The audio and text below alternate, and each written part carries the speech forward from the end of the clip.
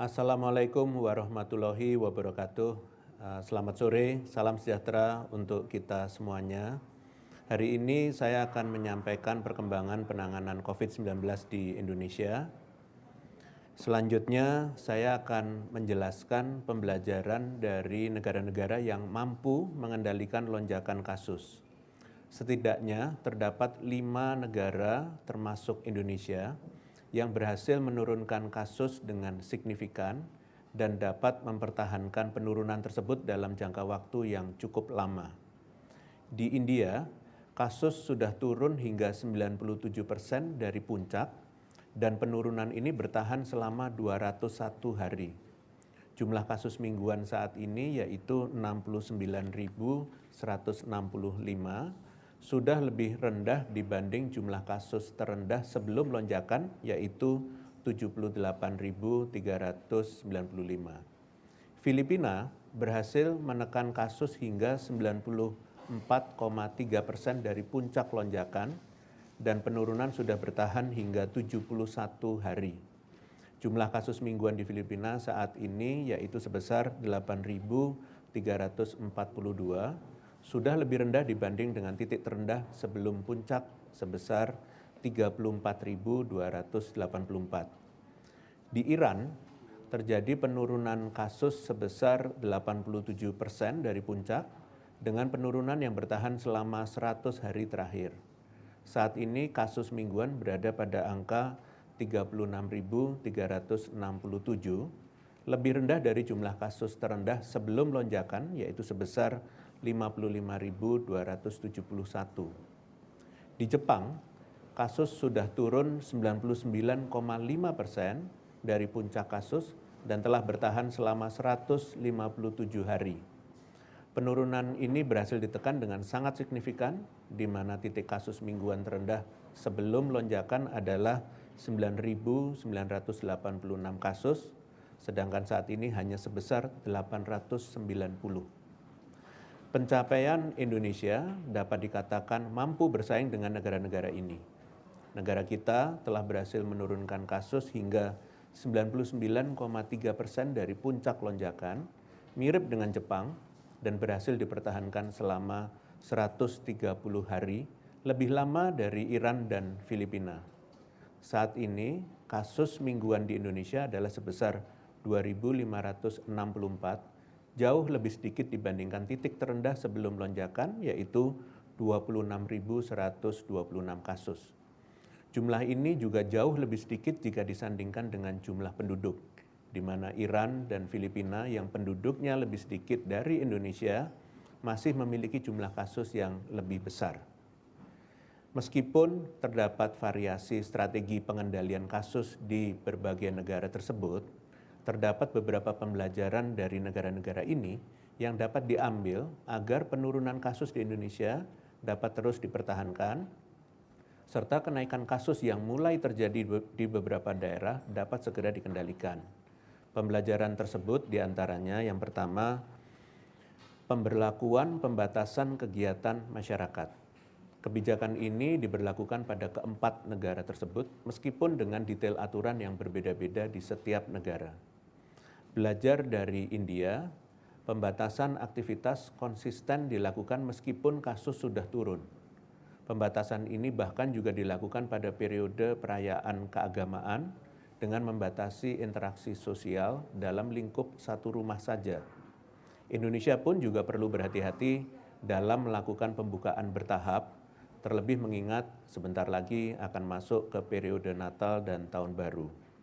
Belajar dari Filipina, pembatasan kegiatan masyarakat perlu dilakukan dengan segera begitu kasus menunjukkan kenaikan.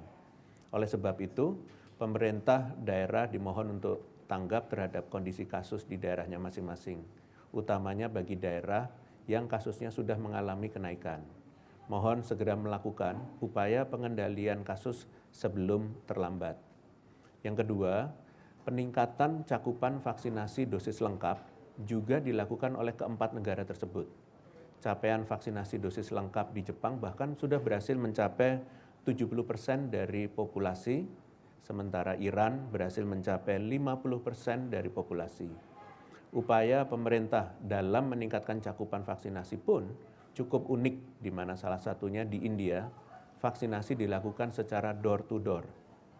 Di India, meskipun cakupan vaksinasi dosis lengkapnya baru mencapai 30%, namun penurunan kasus bertahan, salah satunya karena pada saat lonjakan kasus kemarin, 70% masyarakatnya telah terinfeksi COVID-19, sehingga telah terbentuk kekebalan alami.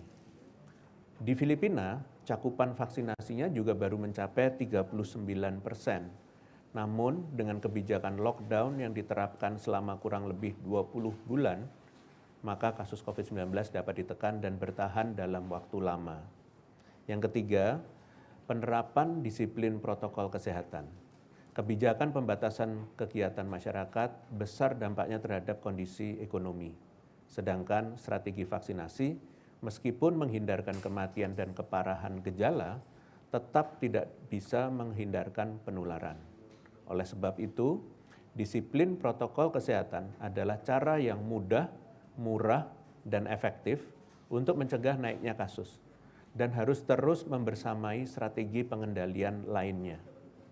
Kebijakan ini diberlakukan pada keempat negara, terutama penggunaan masker yang masih menjadi kewajiban. Di Filipina, penerapan protokol kesehatan bahkan disertai dengan sanksi dengan bantuan pengawasan oleh tentara dan polisi. Terakhir, upaya testing dan tracing yang juga terus dimasifkan.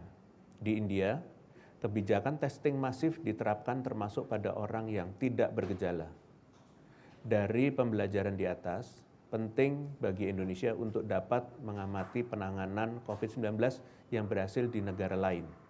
Saat ini dapat dikatakan, Indonesia dapat melakukan kegiatan masyarakat yang kembali normal dengan menerapkan protokol kesehatan. Namun, meskipun sudah menjadi kebijakan, penggunaan masker ini tidak sepenuhnya diawasi dengan baik, karena nyatanya di beberapa tempat umum seperti terminal dan pasar rakyat masih banyak terjadi pelanggaran. Kepatuhan protokol kesehatan ini harus diterapkan dan diawasi secara serius dengan memastikan terdapat satgas di setiap tempat umum, karena jika kita lengah, potensi terjadinya kenaikan kasus akan semakin besar. Selain itu, cakupan vaksinasi dosis lengkap di Indonesia juga perlu untuk terus dikejar, mengingat saat ini masih kurang dari 50%. Cakupan dosis lengkap menjadi fokus target capaian kita karena dengan dosis lengkap, masyarakat dapat terlindungi secara maksimal dibandingkan hanya dosis satu saja.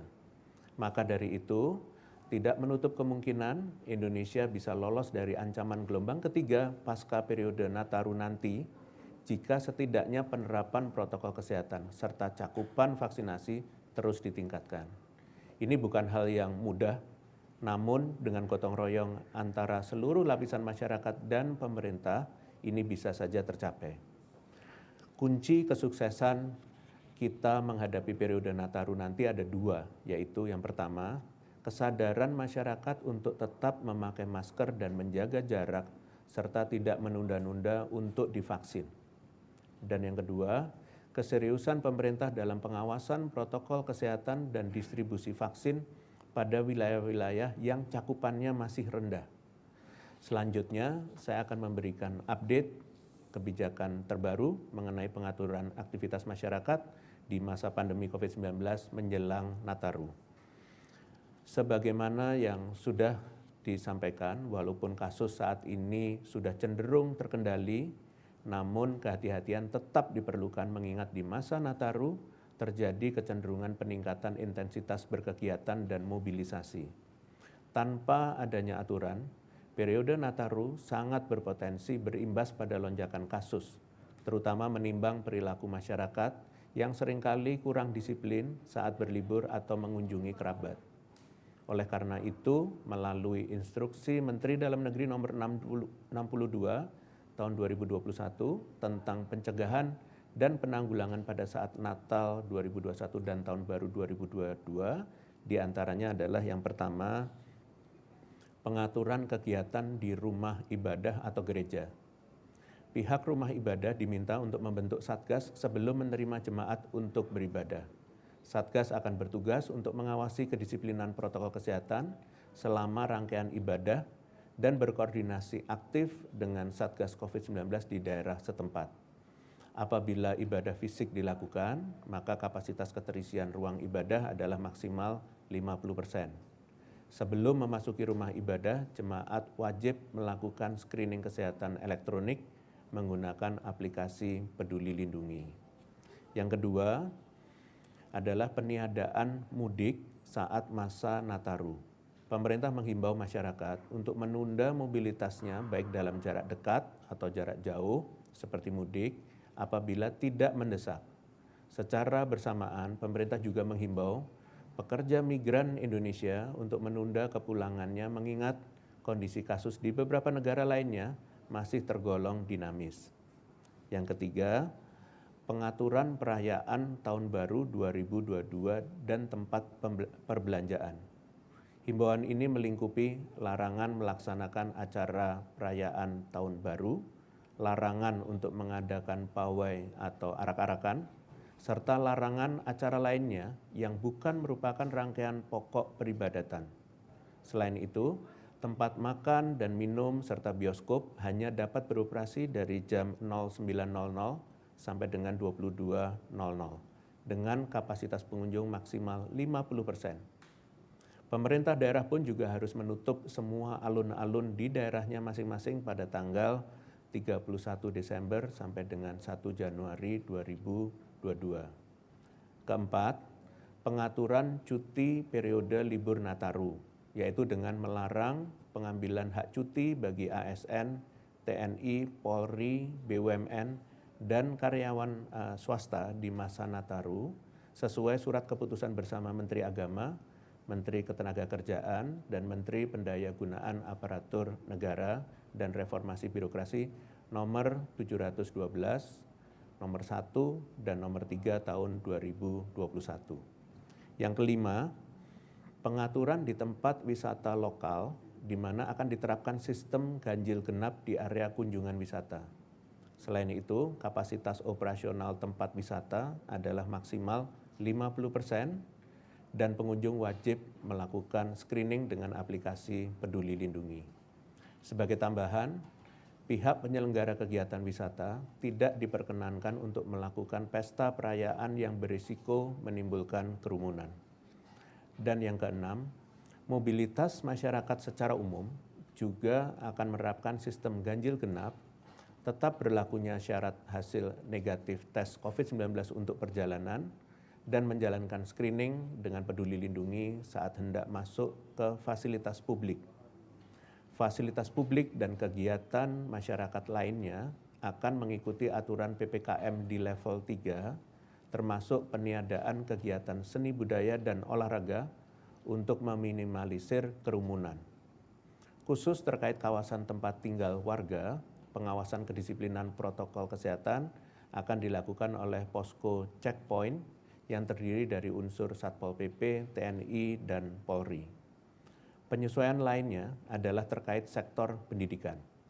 Dalam hal ini, pihak sekolah dihimbau tidak meliburkan sekolah pada periode Nataru dan menetapkan waktu periode pembagian rapot di bulan Januari 2022 untuk mencegah penularan COVID-19 pada anak-anak karena bepergian. Terkait dengan aturan di atas, pemerintah daerah dihimbau untuk segera mengadaptasi poin-poin arahan yang akan berlaku sejak 24 Desember hingga 2 Januari 2022 dalam peraturan daerahnya masing-masing. Pemerintah pusat dan daerah akan melakukan sosialisasi peraturan kepada masyarakat. Pihak lain seperti tokoh atau pemuka agama, tokoh masyarakat, kepala desa, lurah, wali nagari, pimpinan perusahaan, atau pemberi kerja pada sektor non-formal dan media juga diharapkan dapat ikut berkolaborasi untuk melakukan sosialisasi peraturan secara masif. Nantinya instruksi Menteri Dalam Negeri ini akan dipertegas dengan surat edaran dari Satgas COVID-19. Aturan yang tertuang dalam surat edaran akan mencakup aturan bagi pelaku perjalanan dalam negeri dan optimalisasi peran Satgas di tiap tingkat wilayah administratif dan di setiap fasilitas publik. Masyarakat diharapkan dapat mengikuti semua peraturan yang ada demi memastikan keamanan bersama. Sebagai penutup, saya akan menyampaikan beberapa update penanganan COVID-19 lain, diantaranya Badan POM telah mengeluarkan Emergency Use of Authorization EUA vaksin Covovax pada tanggal 17 November 2021.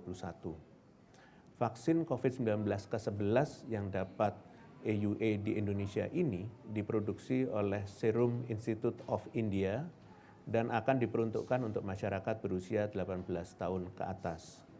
Pemberian vaksinnya dilakukan sebanyak 2 dosis dengan rentang interval dosis pertama dan kedua selama 21 hari. Pemerintah Singapura telah mengizinkan seluruh pelaku perjalanan dari Indonesia untuk masuk ke negaranya dengan skema Vaccinated Travel Lane atau VTL unilateral Singapura, terhitung mulai tanggal 28 November 2021. Dengan skema ini, maka pelaku perjalanan dari Indonesia yang memenuhi kriteria dapat melakukan perjalanan ke Singapura tanpa harus melaksanakan karantina pada saat kedatangan. Terdapat beberapa kriteria dalam kerangka VTL unilateral ini, yaitu vaksinasi penuh menggunakan vaksin yang diakui oleh WHO.